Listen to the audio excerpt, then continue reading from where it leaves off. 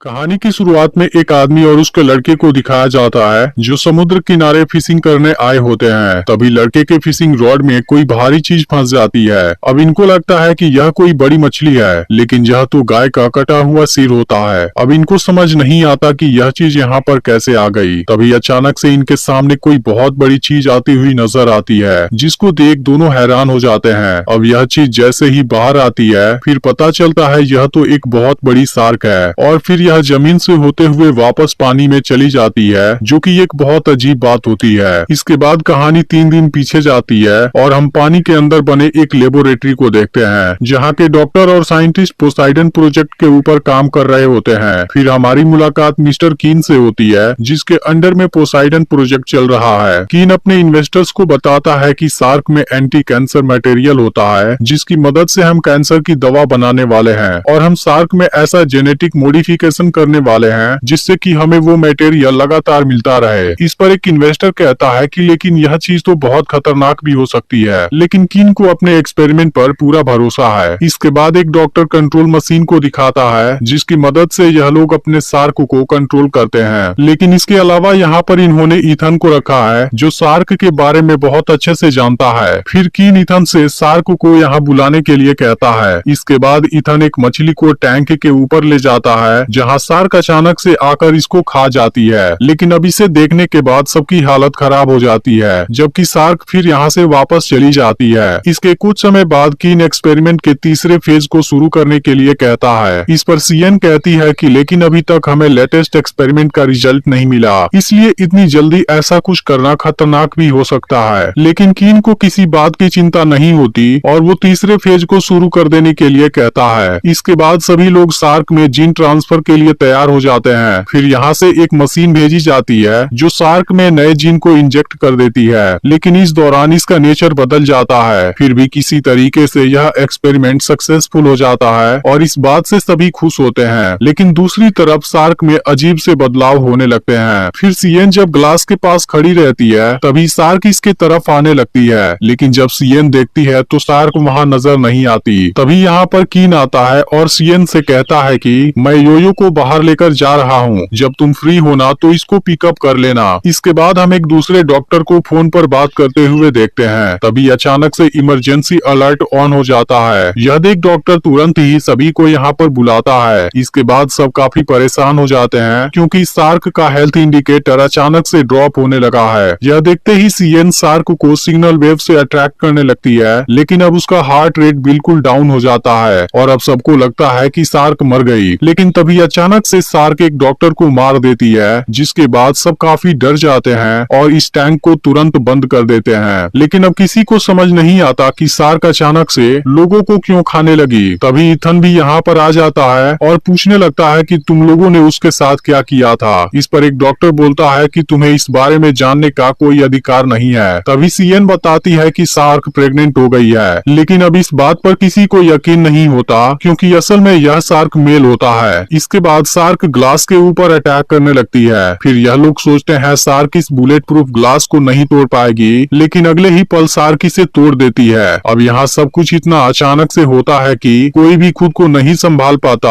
और इस पूरी जगह में पानी भर जाता है। फिर कुछ देर बाद सभी लोग पानी से बाहर आते हैं, लेकिन अब सबकी हालत खराब हो चुकी होती है। इसके बाद ईथन सभी को आवाज करने से मना करता है। तभी इसी बीच शार्क यहाँ पर आ जाती है और एक लड़की गलती से पानी में गिर जाती है, जिसके बाद शार्क इसको मार देती है। तभी इसमें से एक और डॉक्टर आवाज करने लगता है, जिसके बाद शार्क इसे पानी में गिराने की कोशिश करने लगती है। इसी बीच मौका पाकर ईथन ट्रैंकुलाइजर लेने जाता है, लेकिन बदकिस्मती से इसका दरवाजा लॉक होता है। फिर ईथन यहाँ की बुलेट प्रूफ ग्लास को तोड़ने लगता है, जिसके बाद इसकी आवाज सुनकर शार्क इस तरफ आने लगती है। लेकिन ईथन खुद को शार्क से बचा लेता है और तभी मोंटी एक रस्सी की मदद से इसको खींच लेता है। फिर ईथन शार्क पर ट्रैंकुलाइजर शूट करता है, लेकिन इसका निशाना मिस हो जाता है। तभी शार्क अचानक से मोंटी की तरफ जाने लगती है। यह देख ईथन तुरंत शार्क पर ट्रैंकुलाइजर लगा देता है, जिस वजह से शार्क मोंटी के पास पहुंचने से पहले बेहोश हो जाती है। अब ईथन यहाँ से निकलने का प्लान बनाता है, लेकिन अभी भी बहुत से लोग डर रहे होते हैं, क्योंकि शार्क अभी भी पानी के अंदर थी, जो कभी भी होश में आ सकती है। लेकिन इसके अलावा इनके पास दूसरा ऑप्शन भी नहीं था, इसलिए इन लोगों को पानी में उतर कर आगे बढ़ना पड़ता है। तभी इसी बीच बीच एक लड़की की बॉडी से ब्लड आने लगता है, जिसके स्मेल से शार्क होश में आ जाती है और इस लड़की को मार डालती है। यह देखते ही सभी की हालत खराब हो जाती है और चश्मे वाला आदमी खुद को बचाने के लिए एक दूसरे आदमी को शार्क के सामने भेज देता है। फिर यह लोग दरवाजा ओपन करने की कोशिश करते हैं, लेकिन दरवाजा ओपन नहीं होता क्योंकि वो पूरी तरह से लॉक हो चुका था। फिर इनको वेंट के रास्ते बाहर निकलने का आइडिया आता है और फाइनली सभी लोग इस रास्ते से बाहर आ जाते हैं। अब इनको लगता है कि खतरा इनसे दूर हो चुका है, लेकिन तभी इनकी नजर यहाँ पर एक दरार के ऊपर जाती है और यह लोग समझ जाते हैं कि अभी भी जरूर कोई गड़बड़ है। तभी अचानक से सियोन को योयो के बारे में याद आता है। फिर हम उसे एक झूले पर खेलते हुए देखते हैं। तभी अचानक से इसके पीछे कुछ हलचल होने लगती है और फिर शार्क उड़ते हुए जमीन पर आ जाती है। अब योयो इसे देखकर काफी डर जाती है और खुद को बचाने के लिए पाइप के अंदर घुस जाती है, लेकिन शार्क इस जगह को भी तोड़ डालती है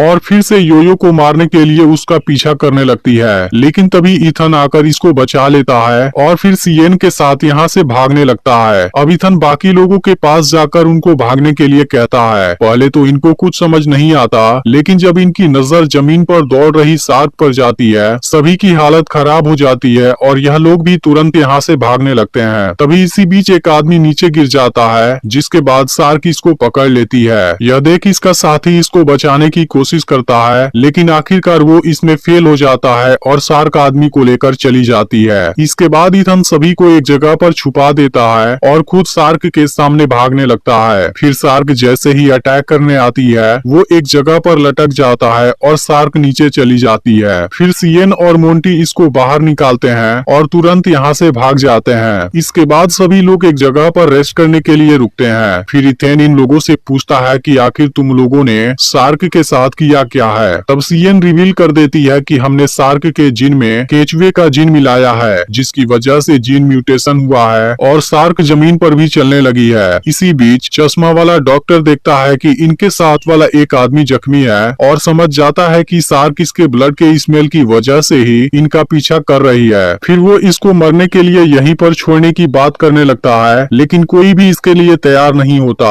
तभी इसी वक्त शार्क यहाँ पर आ जाती है और जख्मी आदमी को खा जाती है। फिर यह लोग अपनी जान बचाने के लिए भागने लगते हैं, जिसके दौरान इथन सियन को जख्मी होने से बचाता है, लेकिन इसी वक्त चश्मे वाला आदमी शार्क के सामने गिर जाता है। यह देख योयो इसकी हेल्प करने आती है, लेकिन जब आदमी देखता है कि शार्क उसके पास आने वाली है, वह योयो को उसके सामने गिरा देता है। लेकिन अब शार्क ब्लड के स्मेल की वजह से सबसे पहले आदमी के ऊपर अटैक करती है और उसको मार देती है। लेकिन इसके बाद शार्क योयो की तरफ आने लगती है, जिसके बाद सब काफी परेशान हो जाते हैं। लेकिन तभी कीन अपने लोगों के साथ यहाँ पर आ जाता है, जो इस पर लगातार फायरिंग करने लगते हैं और फिर शार्क तुरंत यहाँ से भागने लगती है। फिर यह लोग इसको जाल में कैद करने की कोशिश करते हैं, लेकिन ऐसा कर पाना नामुमकिन था। तभी इथन इस पर ग्रेनेड फायर कर देता है, लेकिन फिर अगली बार वो जैसे ही फायर करने जाता है, कीन ऐसा नहीं होने देता। अब इस बात से इथन इस पर गुस्सा होने लगता है, लेकिन कीन किसी भी कीमत पर शार्क को जिंदा पकड़ना चाहता है और वो इसमें इथन की हेल्प मांगता है, लेकिन इथन इस बात के लिए तैयार नहीं होता।